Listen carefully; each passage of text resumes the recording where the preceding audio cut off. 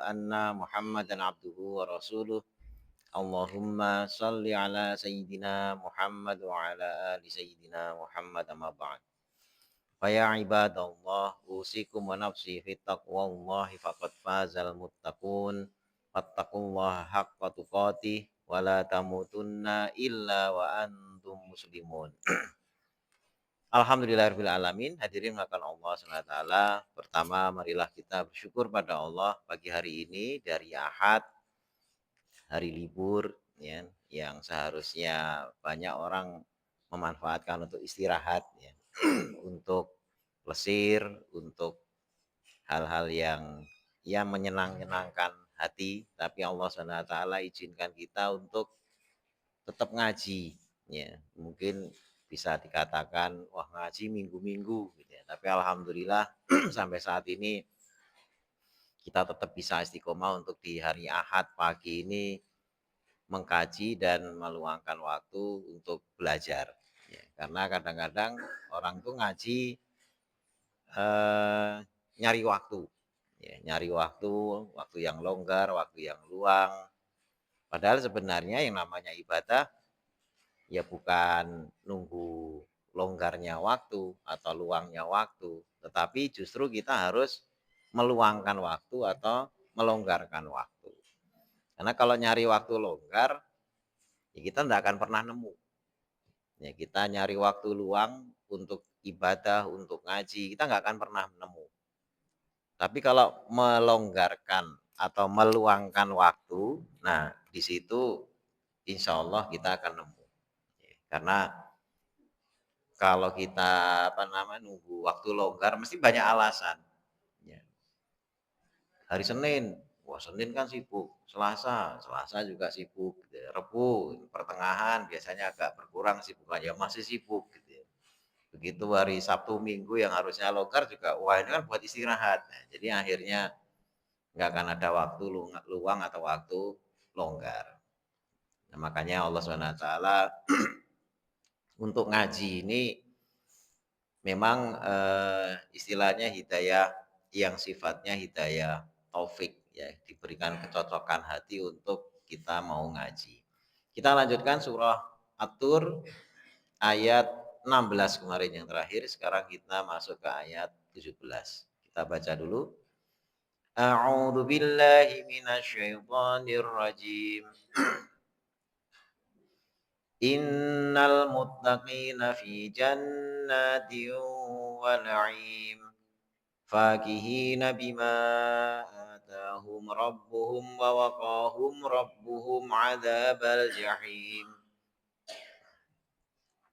Kulu washrabu hani'an bima kuntum ta'malun muttaqi'ina ala sururin masfufah wa zawwajnahum bihurin 'ain. والذين آمنوا واتبعتهم ذريتهم والذين آمنوا واتبعتهم ذريتهم بإيمان ألحقنا بهم ذريتهم وما ألتناهم من عملهم من شيء كل امرئ بما كسب رهين وأمددناهم بفاكهة ولحم مما يشتهون.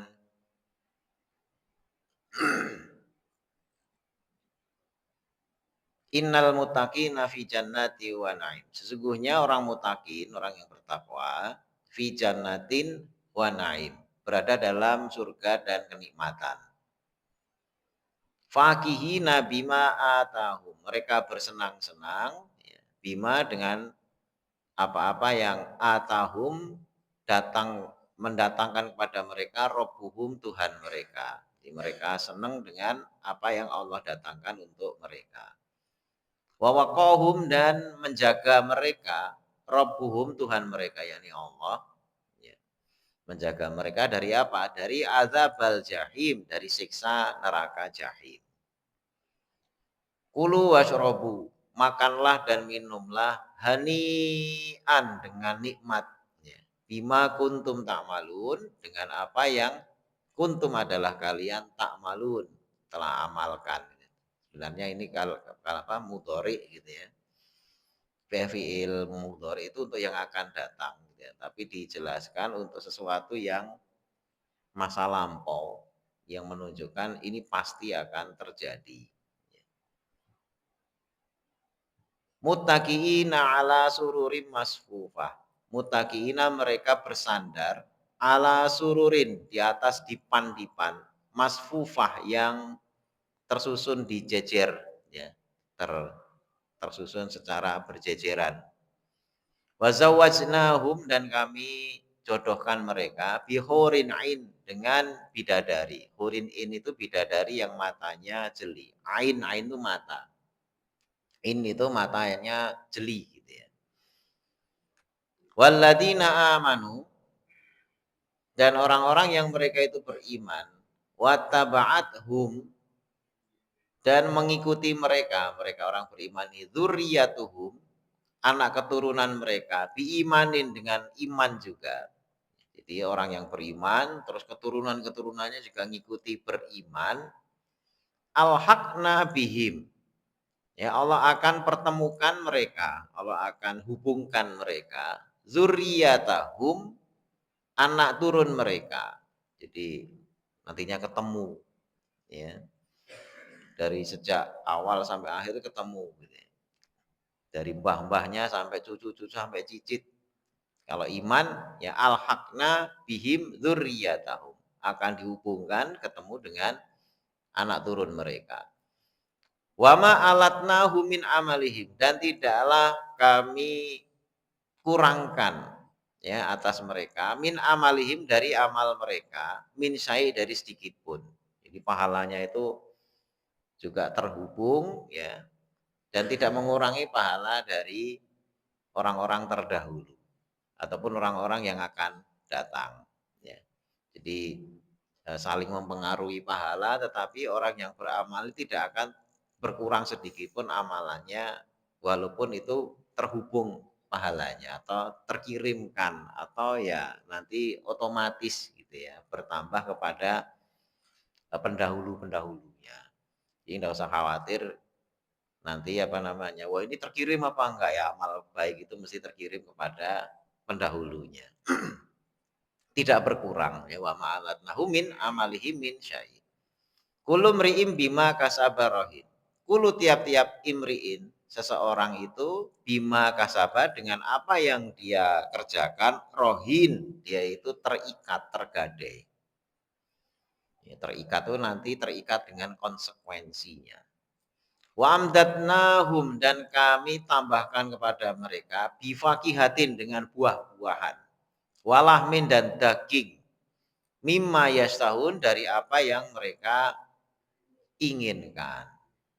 Ini bercerita tentang surga. Jadi di ayat 17, kalau kemarin tentang neraka, ini tentang surga dengan segala sifatnya. Disebutkan orang bertakwa berada dalam surga dan kenikmatan. Seringkali disebutnya jannatun naim. Kalau di sini jannatiu wa naim. Jadi kayak dipisah gitu ya. Jannatin naim ya artinya surga kenikmatan. Atau kalau jannatin wa naim surga dan kenikmatan. Karena memang surga itu isinya penuh dengan kenikmatan. Kalau di dunia ini jadi ada kenikmatan yang ada di dunia tapi nggak bakalan kita temui di akhirat. Loh, apa ada? Ada. Ya, ini apa? Kenikmatan surga, kenikmatan dunia yang tidak ada di surga apa? Tidur. Tidur itu nikmat gitu ya. Nikmat banget. Di surga nggak ada tidur. Ya, di surga itu sama sekali nggak ada tidur. Jadi itu nikmat, tapi tidak ada di surga. Kenapa? Tidur itu saudaranya mati. Ya, tidur itu saudaranya mati atau orang di dalam istilah di tafsir disebutkan tidur itu saudaranya mati. Makanya bacaan doanya oh, bismika Allahumma ahya wa amut. Dengan menyebut asmamu ya Allah saya mati dan juga hidup. Nah, sehingga ketika orang mau masuk surga dan neraka, itu Allah menyembelih seekor gibas. Ya, kambing gibas. Terus disebutkan inilah maut. Ya, maut itu apa? Kematian. Mulai hari ini maut saya matikan. Ya, jadi kematian itu dibunuh. Ya. Nah, dalam wujud kambing gibas disembelih. Nah, saat itulah kemudian Allah berfirman tidak ada lagi kematian pada hari ini. Nah, baru kemudian yang masuk surga, yang masuk neraka masuk neraka. Nah, celaka kalau masuk neraka kan nggak mati-mati, siksa kayak apapun tidak bikin mati, cuma rasa sakit. Yang masuk surga juga begitu, tidak ada kematian, yang ada seneng-seneng, bahkan tidur pun nggak ada. Ya kalau tidur kan berhenti dari kesenangan, ya berhenti dari kesenangan. Maka jannati wa naim ini kenikmatan dalam artian nikmat terus, tidak ada tidurnya. Walaupun di dunia tidur itu apa namanya nikmat, tapi di surga kok ngapain jauh-jauh cuma molor gitu ya. Udah cuma tidur mah di dunia aja gitu ya. Kemudian bersenang-senang di dalamnya dengan apa yang Allah datangkan. Fakihina bima atahum rabbuhum wa waqahum rabbuhum adzabal jahim. Dijaga dari siksa dan neraka jahim. Artinya masuk surga itu sudah terjaga dari neraka. Tidak ada lagi kekhawatiran untuk dimasukkan ke dalam neraka.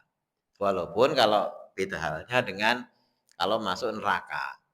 Yang masuk neraka itu punya potensi diselamatkan dari neraka masuk surga. Tapi kalau sudah surga, ya janji Allah di sini wawaqohum robbuhum adzabal jahim. Enggak akan masuk neraka.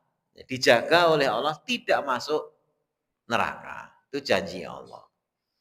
Jadi ya sudah penduduk permanen lah di sana. Kulu wasrobu hani'am bima kuntum ta'malun. Makan dan minumlah kalian dengan nikmat, dengan apa namanya, yang kesenangan hati, dengan apa yang telah kalian amalkan. Ya, jadi di dalam surga itu memang kalimatnya di sini bima kuntum ta'malun, karena amal. Walaupun kemarin kita belajar Riyadhus Shalihin, ya, tidak satupun kalian masuk surga itu karena amalnya. Kemudian Nabi bilang, lah, apa sahabat bilang, lah tidak juga engkau ya Rasul, tidak juga saya. Tetapi semuanya adalah karena rahmat Allah. Jadi kunci masuk surga itu adalah mengundang rahmat Allah. Nah, caranya mengundang rahmat Allah dengan apa? Dengan amal. Itu jadi urutannya gitu. Ini amal itu tidak langsung untuk masuk surga. Orang beramal masuk surga, enggak begitu. Beramal itu tujuannya mengundang rahmat Allah. Nah, bagaimana setelah rahmat Allah datang? Kalau sudah datang, maka barulah dengan rahmat Allah itu masuk surga. Sama halnya dengan orang punya uang. Ya, untuk beli karcis. Ya, untuk beli karcis. Ya, syarat masuk ke tempat pertunjukannya adalah punya karcis. Nah, tapi beli karcis pakai uang. Ya, pakai uang. Sehingga apa namanya? Ketika dikatakan silakan masuk ke dalam ruang pertunjukan ya dengan uang kalian. Maksudnya adalah dengan uang yang telah dibelikan apa? Karcis.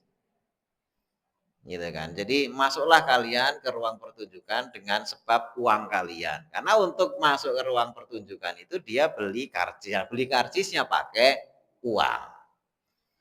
Nah, jadi urutannya begitu. Jadi ketika disebutkan bima kuntum ta'malun itu ada proses yang tidak disebut, yakni rahmat Allah. Ya. Karena banyak orang yang beramal tapi tidak masuk surga. Ya, amalnya baik-baik, sedekah banyak. Tapi sedekahnya tidak mengundang rahmat Allah. Sholat, wah rajin. Tapi sholatnya tidak mengundang rahmat Allah. Ya, karena di dalam ayat juga ada fawailul lil musholin. Ya, sholatnya malah mengundang celaan dari Allah. Dikatakan fawailun itu kan berarti dia celaka. Celakalah bagi orang yang sholat. Loh, kok orang sholat kok terus malah sudah apa istilahnya, berat menjalani sholat kan malah mengundang kecelakaan. Ya karena sholatnya dikerjakan dengan ogah-ogahan. Yuraun dengan riya, pamer, punya tendensi dan lain sebagainya. Sehingga amalnya tidak mengundang rahmat Allah. Sama halnya sudah di depan gedung pertunjukan, dia punya duit. Padahal tadi yang masuk gedung, silakan masuk Pak dengan uang Bapak ini bisa nonton. Silakan masuk dengan uang Bapak bisa nonton. Sama seperti ini. Ya, silakan dengan amal kalian, misalnya dengan duit kalian gitu kan kalau di pertunjukan itu. Silakan masuk ini Bapak punya duit masuk aja. Tapi kan beli tiketnya tetap dikerjakan. Nah, tapi kalau punya duit, Pak saya mau masuk situ pertunjukan.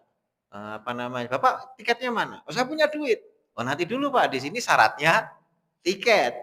Bapak ke loket dulu beli gitu ya. Ya kalau beli ke loket bawa duit sudah gitu kan. Ya, pihak loketnya tidak ngasih kartis ya nggak bisa masuk. Nah, tidak bisa ngasih kartis itu macam-macam. Padahal bawa duit, iya, duitnya dolar. Padahal dia harus hanya nerima rupiah. Wah, nggak laku ini duitnya. Wah, ini jadi penting.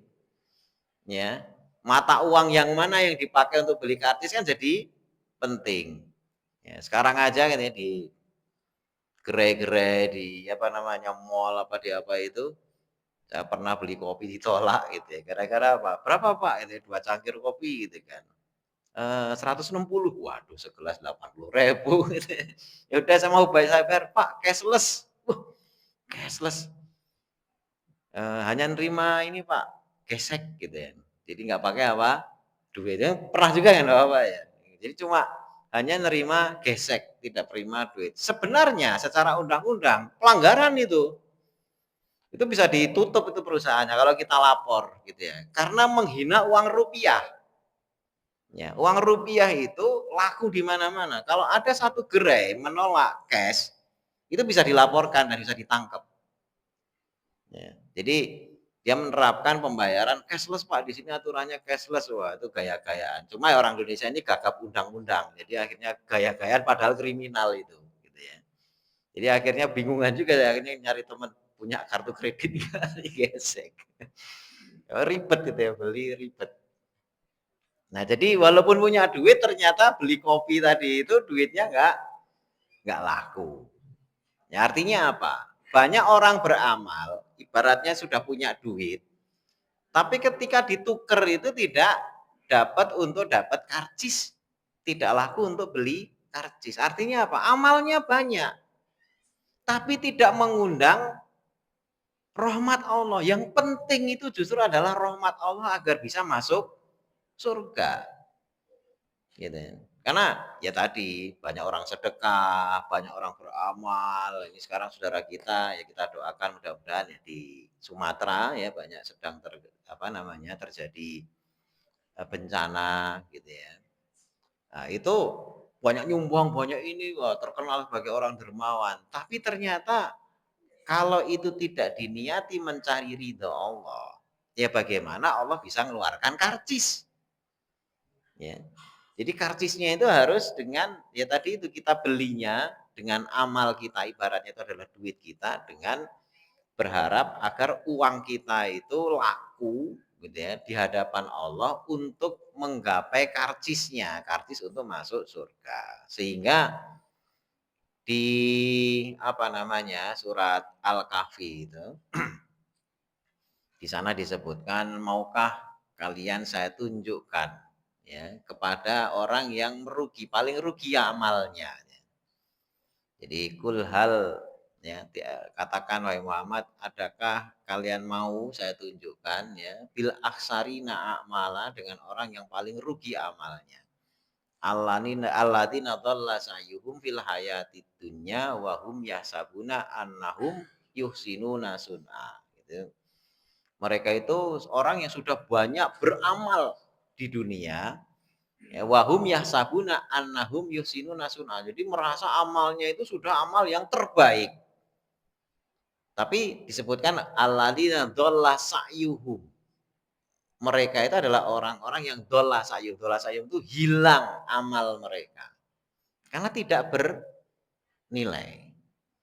Ya, makanya ya kayak TKI pulang bawa dolar, ya kalau beli ke warung nggak laku, tuker dulu pakai rupiah baru laku. Ya, kecuali ada gerai yang terima dolar gitu ya beli sabun mandi terima dolar gitu ya, boleh-boleh saja orang gitu. Tapi Allah punya gerainya sendiri, yakni surga. Hanya mata uang tertentu yang laku di situ. Ya, mau apakah mau gesek atau mau apa terserah Allah. Makanya kunci agar bisa masuk ke situ ikuti SOP yang diterapkan oleh Allah dengan cara ibadah yang dibenarkan oleh Allah, bukan ibadah yang dikarang-karang manusia. Seluruh dunia ini terbagi jadi dua kelompok besar. Dua kelompok besar. Intinya, yakni yang percaya kepada Allah. Ya, jadi apapun bentuknya, tapi percaya alam semesta ini ada yang mencipta. Itu kelompok yang satu. Kelompok yang kedua, itu adalah tidak yakin alam semesta ini diciptakan oleh zat pencipta. Jadi pokoknya hanya tahu ya sendiri. Ini golongan ateis. Walaupun kadang-kadang namanya ada yang disebut agnostik gitu ya, enggak beragama, enggak yakin apapun sebutannya. Tapi ini ateis. Walaupun kadang-kadang dalam pembahasan beda, agnostik, ateis, lah itu sama aja. Tidak yakin tentang kekuasaan Allah, tidak yakin adanya Allah. Jadi kelompok besar. Yang ateis nggak usah dibicarain, ini udah di luar pembicaraan. Dia nggak yakin tentang tiket, tentang karcis, tentang duit, dah nggak yakin terserah gitu ya. Ya yakinnya mati jadi tanah gitu. Kemudian yang kedua, ini yang yakin tentang adanya Tuhan. Permasalahannya adalah yang disebut sebagai Tuhan, itu mereka punya definisi sendiri-sendiri. Nah, sementara menuhankan sesuatu, ya menuhankan sesuatu. Ini kan bukan hasil karya manusia. Ya karena kalau orang-orang filsafat, Tuhan itu ciptaan manusia. Yang ngarang-ngarang sendiri manusianya sendiri gitu. Jadi bukan Tuhan menciptakan manusia, tapi manusia yang menciptakan Tuhan. Itu filsafat itu ya karena filsafat ateis tapi ya. Jadi biar tenang hidupnya ya dikarang-karang lah. Oh ini ada Maha Pencipta, Maha Penguasa agar orang lebih tenang, agar hidup itu lebih tertib, ya punya aturan, gitu ya, agar lebih bisa diatur, maka diciptakanlah konsep ketuhanan. Nah, jadi Tuhan itu ciptaan manusia. Itu orang-orang filsafat tuh kayak gitu itu.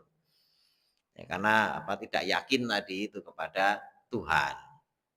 Nah, tapi kalau orang-orang beriman ya kitalah yang diciptakan oleh Allah. Sehingga konsepnya dari sekian banyak orang yang yakin, itu ada yang meyakini yang penting pokoknya yakin sudah. Itu aja penting. Ya. Yakin bahwasanya Tuhan ada. Selesai. Ya. Padahal sebenarnya ya itu belum selesai. Itu belum selesai. Kenapa? Karena setelah yakin adanya Allah, Allah ini yang dalam bayangan kamu. Apakah sama dengan apa yang dikehendaki dengan apa oleh Allah yang sesungguhnya? Ya. Karena ada yang Maha Pencipta itu dengan bayangannya ya seperti misalnya dewa petir, dewa matahari, dewa apa dan sebagainya gitu kan. Itulah yang mencipta, itulah yang menjadikan kita dan sebagainya. Ya, itu nanti beda jalur. Gitu kan. Tapi pada prinsipnya golongan yang satu yakin kepada Allah ini yang selamat dari sekian banyak macam Tuhan itu adalah begini, Tuhan itu adalah begini dan sebagainya. Ya hanya satu yang memang benar-benar mengikuti ketuhanan atau keilahian yang diwahyukan oleh Allah. Nah, disitulah tugas manusia menggunakan hati dan akalnya menelusur. Dan Allah tidak akan membiarkan mencari dalam kegelapan. Mesti ada dalil-dalil, mesti ada petunjuk-petunjuk yang di sana digunakan untuk sampai kepada keputusan yang benar. Nah, makanya tadi beli tiket tadi itu sudah masuk, ya sudah dapat rahmat gitu ya, dengan kalimat tadi kulu wasrobu hani'am bima kuntum ta'malun. Muttaqiina ala sururim masfufah. Di tafsir Ibnu Katsir dijelaskan, muttaqiina ala sururim masfufah ini bersandar pada dipan-dipan, itu memang ada ruangan khusus itu, apa namanya, buat nyender-nyender. Jadi ada kalau sekarang ya kayak, apa namanya ya, saung apa-apa gitu ya, nyender di situ. Disebutkan di tafsir itu gitu ya, dijelaskan bahwasanya mereka itu nyender, ya karena ada riwayatnya di situ. Bisa 40 tahun nggak kemana-mana cuma nyender ngobrol, 40 tahun gitu. Lama banget. Lah orang ngobrol kita aja kalau nggak ngantuk, ya, kalau nggak capek, ya yang namanya ngobrol itu dari sore bisa sampai tengah malam. Ya berhari-hari cuma ngobrol, lah kalau asik ya. Itu apa kenikmatan puncak surga itu ternyata itu 40 tahun gitu nyender nggak kemana. Kenapa? Karena nggak ngantuk. Makan ya makan nggak kenyang-kenyang gitu ya. Kalau di dunia kan ngobrol sebentar, makan kenyang, udah mulai lemes. Wah, udah ngantuk, capek, tidur gitu ya. Di sana makan lagi dilayani, ngobrol gitu ya. Ya, topiknya ya terus ngobrol 40 tahun. Ya, artinya real 40 tahun atau 40 tahun hitungan relatif waktu kita walau alam bisa kita enggak tahu. Tapi riwayatnya di situ sampai 40 tahun nggak bergeming dari tempat dia ngobrol. Ya nggak kemana-mana gitu kan. Dia menghabiskan waktu kayak gitu aja gitu. Ini muttaqina ala sururim masfufa. Wa zawwajnahum bi hurin hino. Punya bidadari saja, tetap nyempatkan ngobrol sampai 40 tahun. Artinya kurang menarik bidadari itu.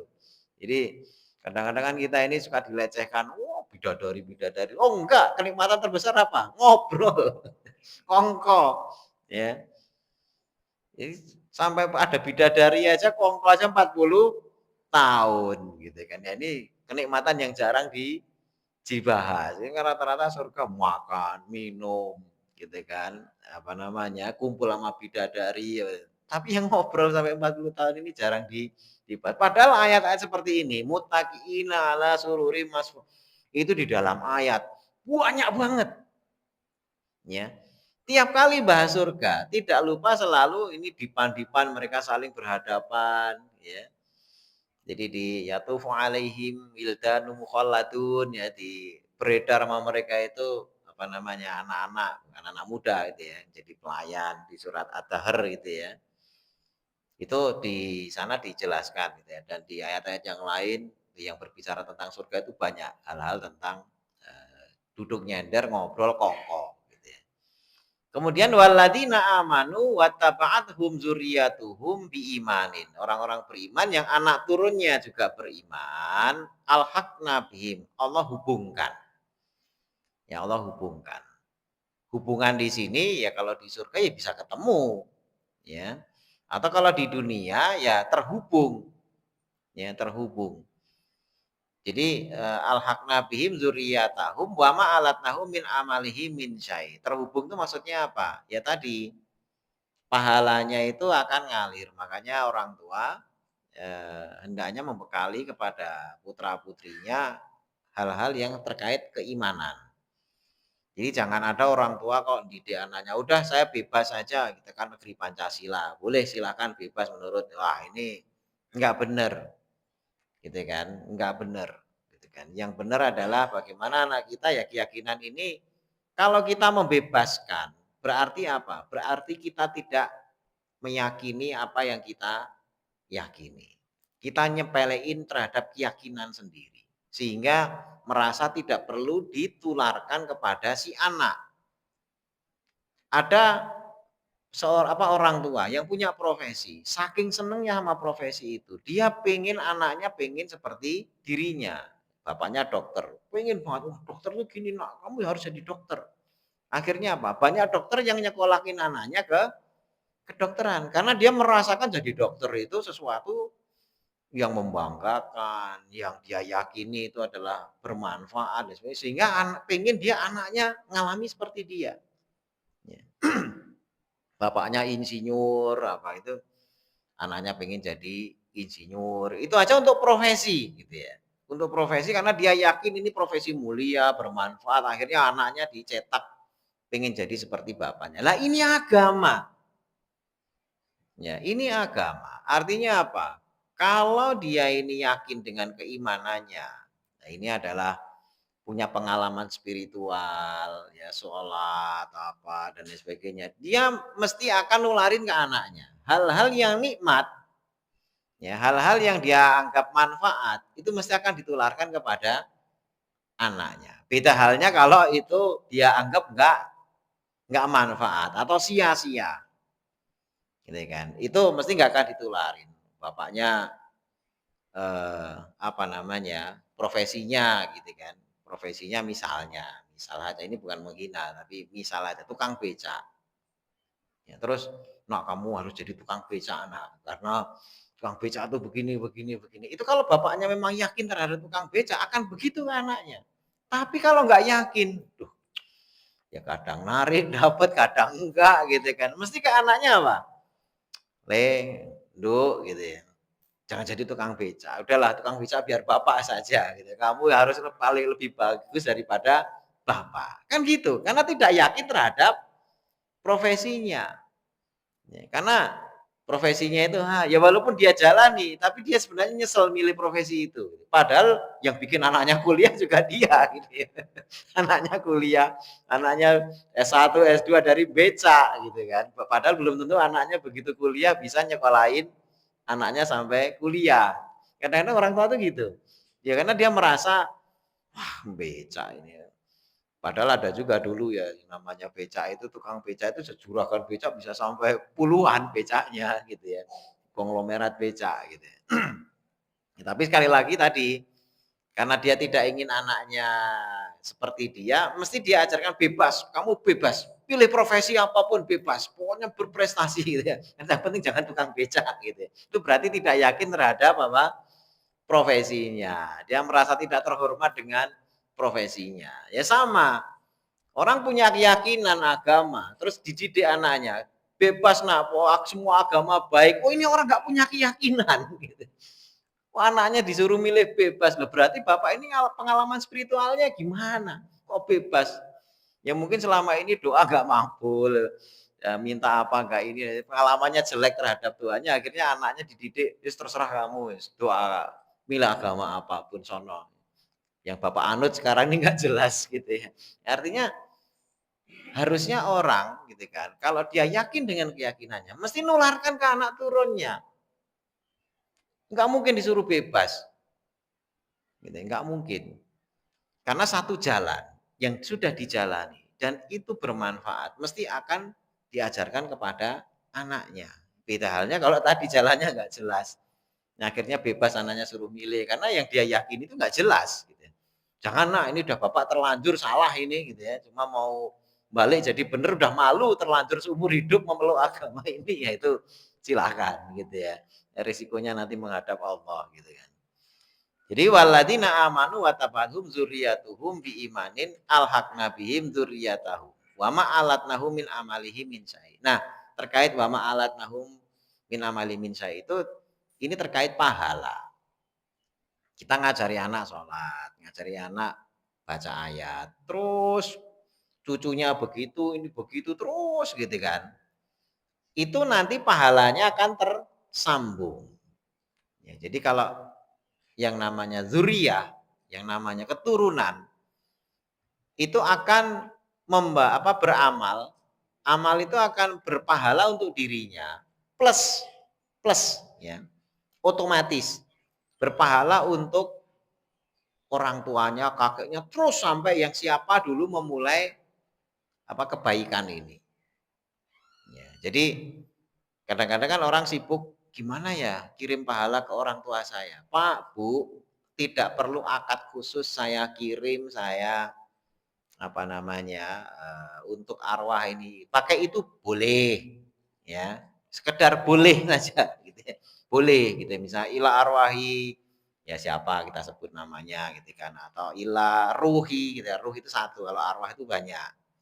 Cuma kadang-kadang kita orang Indonesia ini karena arwah itu sudah menjadi bahasa Indonesia gitu ya. Itu akhirnya antara roh dan arwah itu dianggap sama. Yang mati satu kita nyebut ila arwahi. Gitu ya. Kan kalau arwah itu kan bentuk jamak dari apa? Roh. Ya, yang mati satu, ila arwahi fulan, ya itu salah. Ya. Karena fulan itu ruhnya cuma satu. Jadi kalau kepada ruh-ruhnya fulan loh, ruh-ruhnya, ruh-ruh itu maksudnya roh yang banyak itu disebut arwah. Tapi kalau ruhnya cuma satu, ya kita sebut roh.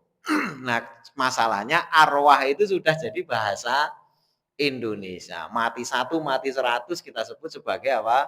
Arwah. Padahal kalau satu itu roh, ya. Tapi kalau banyak baru arwah. Nah, jadi kalau mau nyebut ilaruhi siapa atau kebetulan kita mau doain bapak kita, mbah kita, buyut kita, terus apa ila arwahi siapa gitu kan. Terus baca ayat dikirimkan bagus, enggak apa-apa sampai. Tapi kalaupun tanpa itu, Bapak Ibu semua ini ngaji. Ya ngaji. Tidak disebutkan ila arwahi siapa, ngaji untuk apa, pahala untuk siapa, kita tidak sebutkan. Itu otomatis ngaji kita itu pahalanya ngisi pahala amalan dari Bapak Ibu kita dan sampai ke atas terus. Ya tanpa mengurangi pahala kita. Ini sudah tercantum di dalam Al-Qur'an gitu kan. Wa ma alat apa wa jadi di sini disebutkan wa ma alatnahu min amalihi min syai. Maaf ini agak.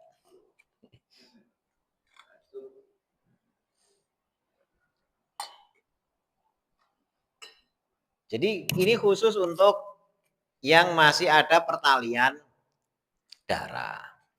Dan termasuk dari al-haqna bihim zuriyatuh. Jadi Allah hubungkan itu adalah termasuk juga dengan penjagaan.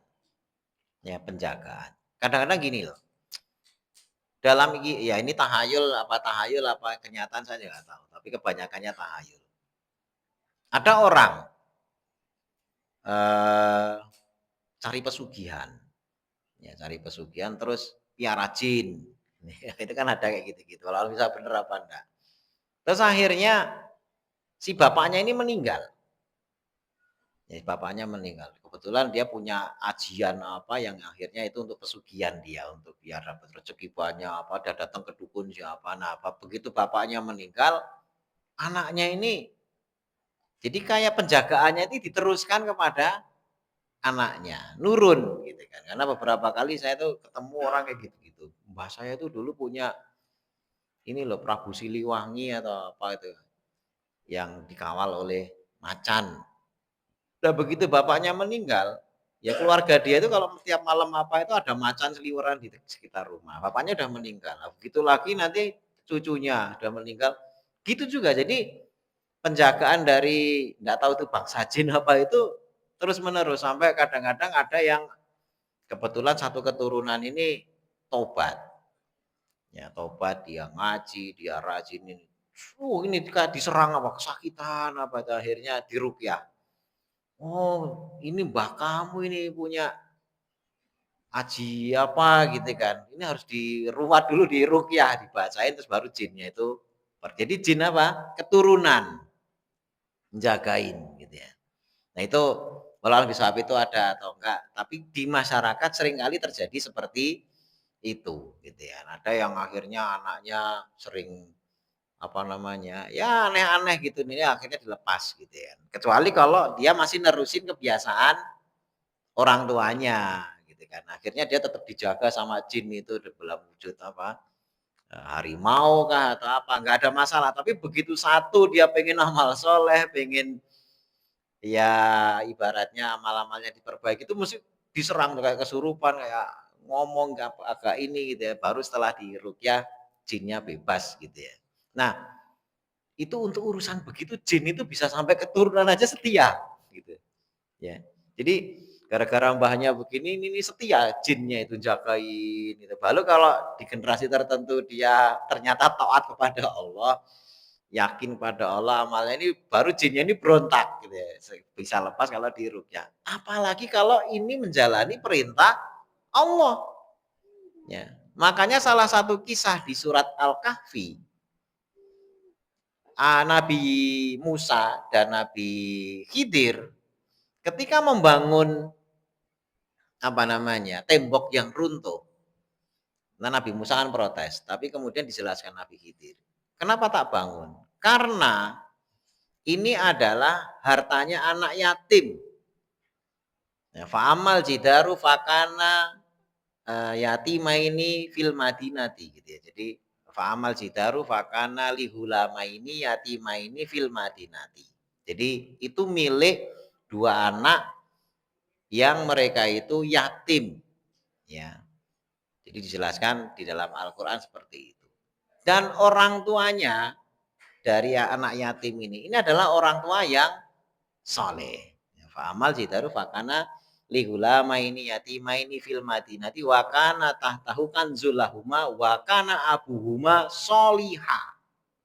Jadi di bawah tembok itu kanzulahuma, ada harta milik mereka berdua. Wakana abuhuma soliha, dan bapak mereka itu berdua itu adalah bapak yang soleh. Jadi karena bapaknya soleh, harta anaknya ini dijaga oleh Allah melalui Nabi Khidir yang kemudian dididik ilmunya itu kepada Nabi Musa ilmu tentang itu. Dan akhirnya didirikan juga kepada kita. Bahwasanya kalau kita ini soleh, anak kita itu akan dijaga oleh Allah. Ya jangan kalah sama jin. Jin aja tadi orang tuanya sama guru sama dukun nggak jelas gitu ya. Dapat ilmu jin, anaknya dijaga sama jinnya gitu ya. Ya, cuma itu jin ya urusan jin. Kalau alam misal tadi saya bilang itu apa benar apa enggak, tapi di masyarakat terjadi seperti itu jin keturunan gitu ya. Konon yang ngajari rukyah itu juga ngajari saya seperti itu. Oh ini jin keturunan dok, ini begini gitu ya. Oh saya nggak tahu itu, udah bukan medan saya. Tapi perlindungan keturunan itu dijanjikan oleh Allah. Ya, dijanjikan oleh Allah. Ya ini dengan tadi itu anak yatim punya harta yang tahu sendiri warganya aja warga pelit ya orang bertamu nggak disuguh gitu ya. Nabi Khidir sama Nabi Musa itu kemana-mana nggak disuguh gitu. Wah Nabi Musa aja kesel, ini kurang ajar nih warga sini ini kurang ajar nih, nggak ada adab gitu ya. Nah ini Nabi Khidir kok orang warga nggak ada adab malah ada tembok rubuh dibangun, kan makin dongkol Nabi Musa. Ini gimana malah kenapa nggak minta upah gitu kan.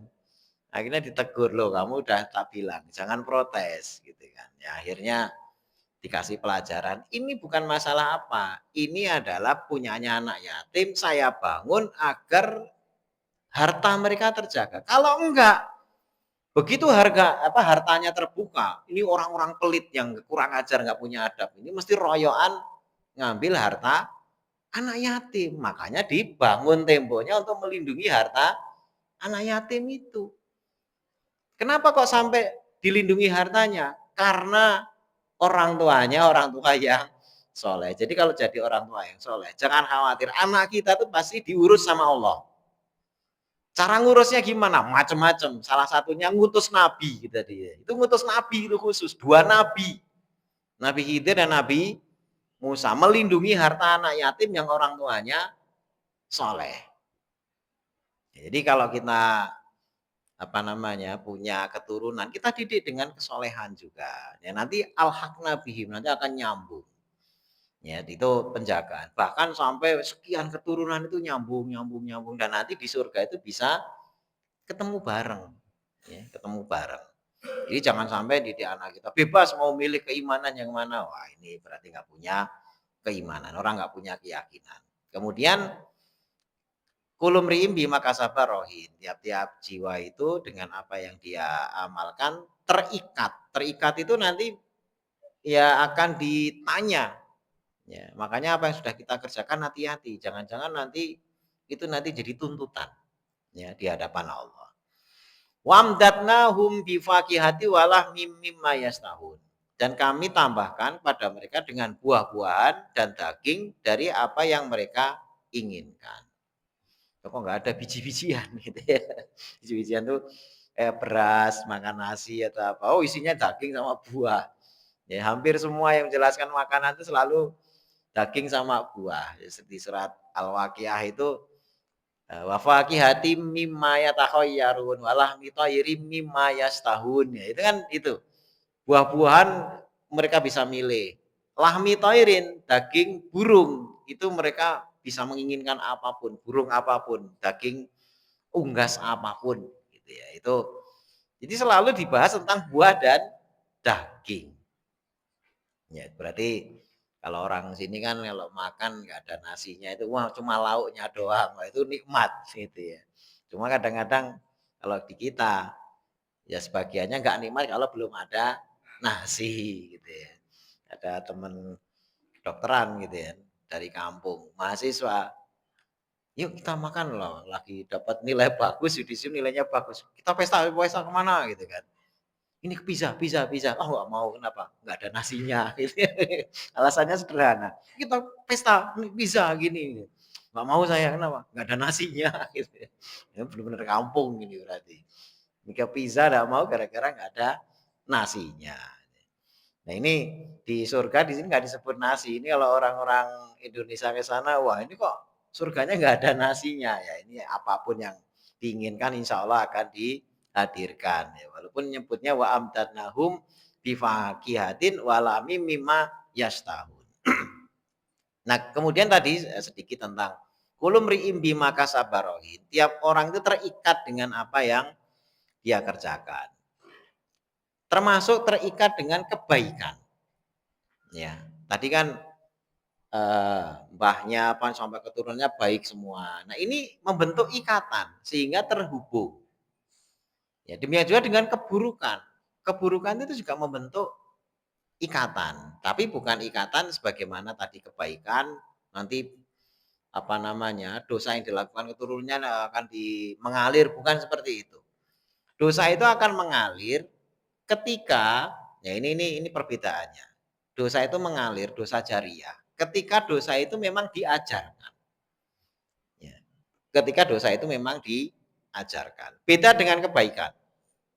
Ya, beda kebaikan. Bedanya apa? Misalnya, ada seorang kakek, ya seseorang lah, ngajari anaknya. Dia nggak banyak paham agama, tapi dia hanya mengajarkan dasarnya.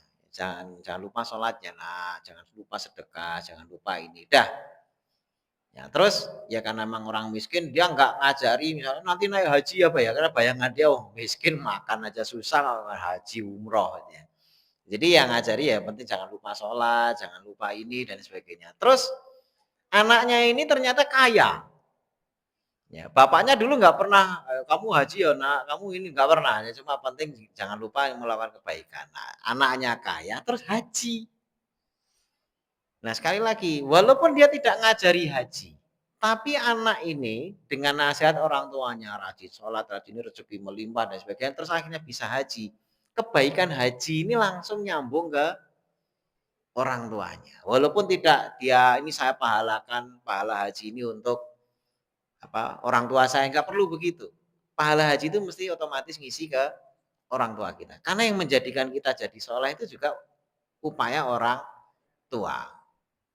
Nah, jadi walaupun tidak diajarkan ini tambahan. Nanti anaknya bikin apa namanya rumah yatim atau apa itu orang tuanya dapat.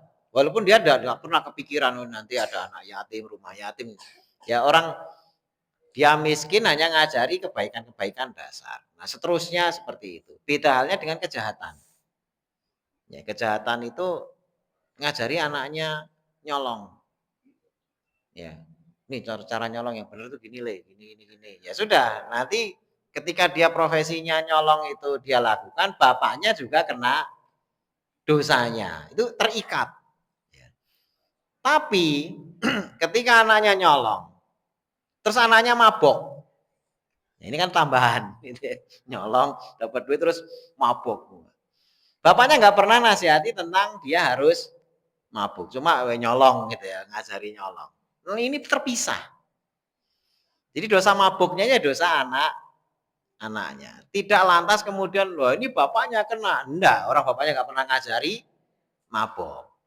Ya. Paham ya ini ya, paham ya. Jadi kalau untuk keburukan, keburukan yang jadi jariah itu adalah keburukan yang memang nyata-nyata dia ajarkan. Tapi kalau kebaikan, Ya, kebaikan dasar diajarkan oleh orang tua. Kemudian si anak itu mengembangkan kebaikan itu semua. Jadi akhirnya haji, ini, itu, dan sebagainya dia kerjakan. Yang dulu orang tuanya mungkin karena keterbatasan tidak ngajari, itu pun semuanya diangkut pahalanya kepada orang tua. Makanya salah satu sabda Nabi itu terkait anak. Anak itu adalah usaha terbaik orang tua. Usaha terbaik orang tua. Orang tua itu bisa bikin perusahaan, ya, bikin PT, bikin bisnis, ya, dagang atau apa yang itu bisa menghasilkan banyak. Tapi yang paling menghasilkan banyak untuk orang tua itu adalah anak. Maka apa ini bisnis yang paling menguntungkan, gitu kan. Makanya Nabi nyebut usaha terbaik orang tua itu adalah anak, bukan perusahaannya, bukan tempat dagangnya, bukan PT-nya atau bukan yang lainnya. Baik, sampai di sini ditanyakan sampai ayat ke-22. Ya, ya,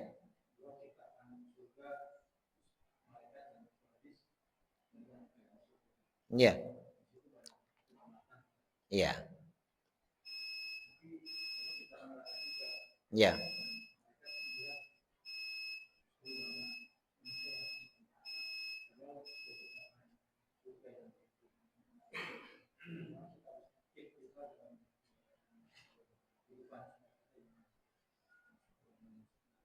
Terkait penghuni surga neraka tadi ya.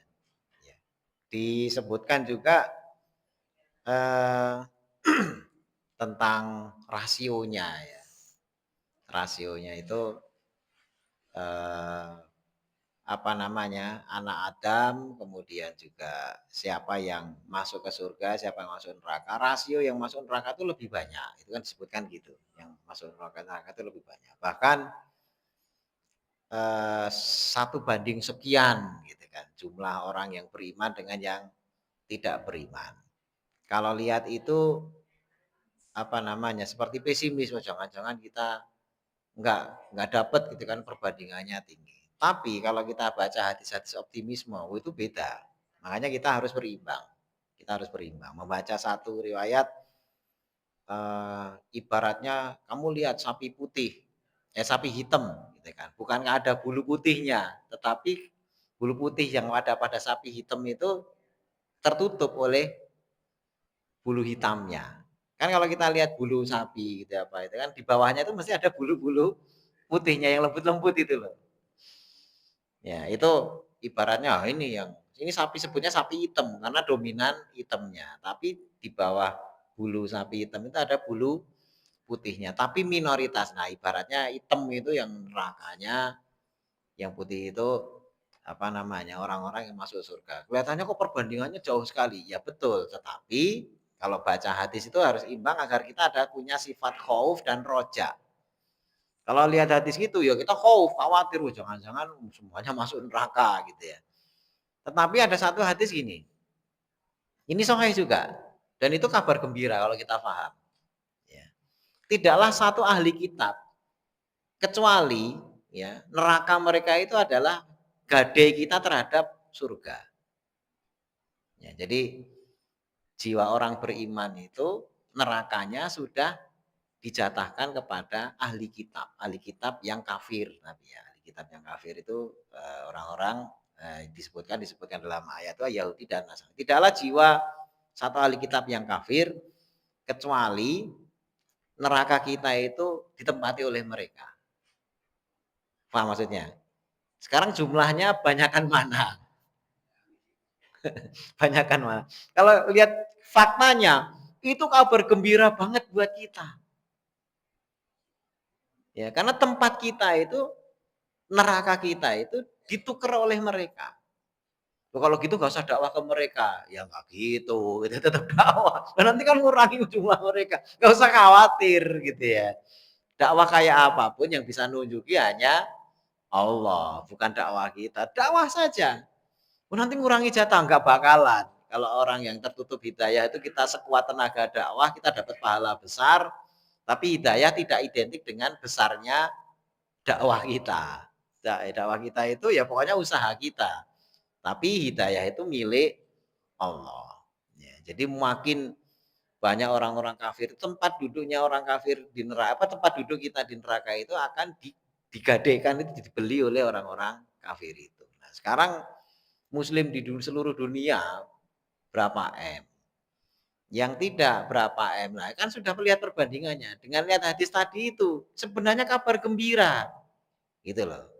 Sebenarnya kabar gembira asalkan kita beriman. Nah, masalahnya iman ini loh, ini yang karena syaratnya tempat duduknya nah apa tempat duduk kita di neraka bagi orang beriman itu sudah diisi oleh mereka. Gitu kan. Nah, itu cara melihatnya kalau kita apa namanya pengen khauf dan rojak secara seimbang gitu. Tapi kalau wah ini lebih banyak kan masuk neraka, lah iyalah cuma sekarang aja yang beriman sama yang nggak ada beriman itu banyakan yang nggak beriman itu aja udah kelihatan ya. Tadi itu sapi hitam ada tetap ada bulu putihnya. Tapi saking banyaknya hitam kita nyebutnya sapi hitam bukan sapi putih gitu ya. Demikian. Yang lain? Kalau tidak ada, demikian hadis apa ayat yang kita sampaikan pada pagi hari ini. Kita bermohon kepada Allah Subhanahu wa taala mudah-mudahan janji surga yang tadi disebutkan dalam ayat tadi ini bisa kita raih, dimudahkan kita untuk meraihnya dan kita mendapatkan ridho Allah yang merupakan karcis untuk masuk ke dalam surga. Allahumma amin. Kita tutup dengan majelis. Subhanakallahumma bihamdika asyhadu alla ilaha illa anta astaghfiruka wa atubu ilaik. Wassalamualaikum warahmatullahi wabarakatuh.